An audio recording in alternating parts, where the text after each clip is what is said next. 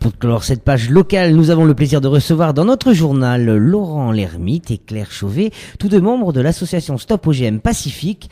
Mesdames, enfin mademoiselle, monsieur, bonjour. Soyez les bienvenus. Bonjour. Bonjour. Alors avant d'aborder ce sujet, présentez-nous votre association. Quelle est sa mission ? Alors, l'association Claire. Stop OGM Pacifique, donc on est maintenant une soixantaine de membres. Et notre objectif, en fait, principal est de faire de l'information sur les organismes génétiquement modifiés et également d'essayer d'obtenir au plus rapidement une réglementation sur les OGM en Nouvelle-Calédonie et dans le Pacifique. Alors rapidement, c'est quoi un organisme génétiquement modifié ?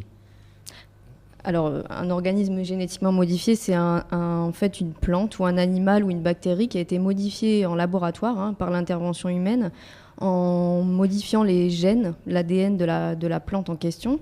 Donc, on bidouille dans un laboratoire, on crée un peu une nouvelle plante. On se prend pour Dieu. Voilà, un peu. Et tout ça pour donner des propriétés différentes, donc de résistance à des herbicides ou de production d'insecticides.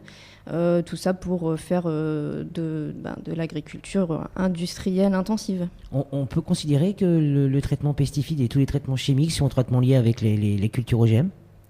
Bah oui, c'est traitement lié parce qu'on les produit par exemple pour résister à certains désherbants. Comme le Roundup ? Comme le Roundup. Donc en fait, vous arrosez tout le champ de Roundup et la seule plante qui va survivre, ça va être la plante qui a ses gènes modifiés.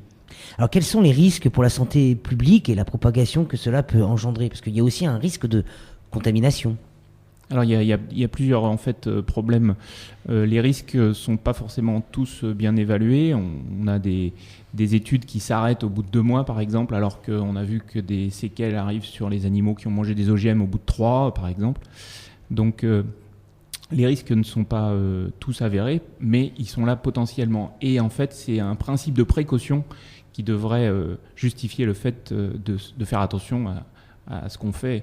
Et le plus grand risque, c'est peut-être pour la culture, en fait. C'est pas forcément pour les gens qui vont en manger, mais le risque principal, c'est qu'une fois qu'il y a eu contamination, eh bien, il est impossible de revenir en arrière. C'est-à-dire que... Contamination, c'est par l'intermédiaire de la pollinisation. Donc, à un moment donné où les graines souches sont contaminées par les graines OGM, c'est ça ? Voilà, les plantes se croisent entre elles, et une plante OGM qui va se croiser avec une autre qui ne l'est pas, va donner une plante OGM également.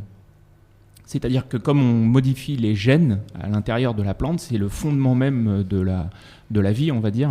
C'est comme si on faisait venir une plante extraterrestre, puisqu'elle n'existe pas dans la nature, puisque c'est l'homme qui crée ça. On croise par exemple du saumon avec des gènes de croissance humaine pour donner des saumons qui poussent plus vite et qui sont plus gros. Simplement, ce type de saumon n'existe pas dans la nature. Donc vous importez quelque chose de nouveau, c'est un peu comme à l'époque de Christophe Colomb qui a, je sais pas moi, quand on amenait une espèce nouvelle sur un territoire inconnu, ça pose des problèmes. Alors justement, il y a un chercheur métropolitain qui avait mis en évidence les risques liés à l'absorption de légumes OGM en grosse quantité, je le précise, sur des rats, il me semble. C'était pas forcément en grosse quantité, donc cette étude, elle a été pas mal controversée, mais vraiment, nous, on insiste sur le fait qu'aujourd'hui, on n'a pas assez d'éléments, malgré tous ces chercheurs indépendants qui essayent de faire la lumière sur le sujet. Il y a vraiment pas assez d'études et de preuves qui font qu'aujourd'hui, on peut manger sereinement des OGM. Et c'est surtout laisser le choix aux consommateurs d'en manger ou pas. Aujourd'hui, en Nouvelle-Calédonie, on n'a pas les moyens de savoir si on en mange ou pas à partir du moment où, de toute façon, c'est pas étiqueté. Donc nous, ce qu'on demande, c'est ça, c'est au moins, dans un premier temps, tant qu'on n'a pas de preuves, dire « Ok, moi, je veux en manger, je veux pas en manger, donc je demande à ce que ce soit étiqueté. » Ça, c'est la première chose. Et en concernant les cultures, comme disait Laurent, on parle beaucoup des plantes envahissantes en Nouvelle-Calédonie, il y a des gros problèmes de plantes envahissantes. Donc pourquoi en Nouvelle-Calédonie, qui est une île avec une biodiversité quand même assez exceptionnelle, pourquoi amener des plantes de ce genre-là qui peuvent potentiellement poser des problèmes, contaminer ? On pense notamment à la papaye transgénique qui est produite à Hawaï. Ah ouais. Voilà, on en a beaucoup parlé. Il se trouve que cette papaye, elle a été introduite donc Elle aurait été introduite, on va parler au conditionnel, mais avec des chances plutôt avérées. Elle a été introduite en Nouvelle-Calédonie. On ne sait pas où il y en a, on ne sait pas. Voilà. Donc, avant qu'il ne soit trop tard, il est temps de mettre en place une réglementation pour dire on ne produit pas d'OGM en Nouvelle-Calédonie, ou si le territoire décide ok, on veut bien qu'il y ait des OGM en Nouvelle-Calédonie, au moins il faudrait que ce soit su et il faudrait que ce soit réglementé. Nous, c'est ce qu'on demande. Nous, on veut que ce soit interdit, mais au moins on voudrait qu'il y ait une décision avec une réglementation qui soit votée, avec un positionnement aujourd'hui de la Nouvelle-Calédonie sur ce sujet. D'ailleurs, actuellement, il n'y a aucune réglementation concernant les OGM en Nouvelle-Calédonie. Ça fait l'objet d'ailleurs d'un courrier que vous avez travaillé et vous avez fait porter à la connaissance des élus du Congrès et du gouvernement, il me semble. C'est bien ça ? Alors nous, on a fait tourner une pétition et puis surtout, on a participé à des travaux qui ont été menés dans le cadre du comité consultatif de l'environnement où on a rédigé un texte de réglementation qui prévoit de réglementer tous ces aspects-là, la culture, l'étiquetage, etc. Ce texte, il est prêt. C'est-à-dire qu'on ne va pas dire qu'il est parfait, c'est juste une proposition, mais qui quand même va assez loin. Elle a été rédigée avec des experts des OGM en France, des experts de l'Union européenne qui sont spécialisés dans les OGM, revue par des juristes locaux. Donc on va dire que c'est quasiment... ça aborde vraiment toutes les thématiques. Et ce texte, il a été voté à l'unanimité, approuvé à l'unanimité par les membres du comité consultatif de l'environnement il y a 2 mois. C'était en octobre, début octobre. Aujourd'hui, on est quand même mi-décembre. Ce texte, il a été théoriquement transmis au Congrès et au gouvernement. Et depuis 2 mois, il ne s'est rien passé. On ne sait pas où est le texte, on ne sait pas qui l'a. Et le comité consultatif de l'environnement a décidé de ne pas rendre ce texte public. Donc tout se passe comme si aujourd'hui, en fait, il y avait un peu comme... une chape de plomb. Une chape de plomb, voilà, on ne sait pas où est le texte, qui l'a, quelles sont les intentions. Donc nous, ce qu'on réclame, c'est vraiment aujourd'hui que les choses soient claires, qu'on dise oui ou non pour ce texte de réglementation. On sait que c'est un sujet un peu polémique, mais nous, on dit quand même qu'il serait intéressant de faire ça au plus vite et de ne pas attendre un peu... Ce qu'on craint, c'est les échéances électorales où tout le monde va un peu soit tirer la couverture à soi, soit vouloir enterrer le dossier parce qu'il ne faudrait pas vexer telle ou telle personne. Donc voilà, on demande une réglementation. Pour Noël, on aimerait bien ne pas avoir des OGM dans les assiettes. Tout à fait. Jo ? Oui, une question. Vous parlez de l'institution tout de suite. Une information, est-ce que vous avez saisi aussi le Conseil économique et social, qui a aussi un rôle consultatif par rapport aux OGM ? Est-ce que quelque chose en est sorti ? Est-ce qu'il y a des éléments à ce sujet ?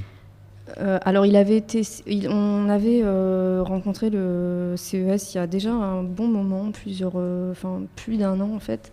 À l'époque, la commission qui s'occupe de l'agriculture travaillait sur les pesticides. Donc on nous avait dit que pour l'instant, c'était un peu un sujet supplémentaire qui ne pouvait pas trop être abordé. Donc maintenant, ça se tasse un peu à ce niveau-là. On espère qu'effectivement, dans les consultations, de toute façon, si le texte passe par le Congrès ou le gouvernement, le CES sera forcément consulté. Oui. Est-ce qu'en Nouvelle-Calédonie, la notion d'aliments OGM d'être obligatoire sur le packaging des aliments? Est-ce que on peut acheter par exemple sans le savoir des OGM, du maïs transgénique en supermarché dans les grandes surfaces? Non seulement vous pouvez en acheter, mais même en manger, parce que y a rien qui oblige les fournisseurs à l'étiqueter. Donc c'est pas le cas en métropole, il me semble, hein, ça doit être obligatoire.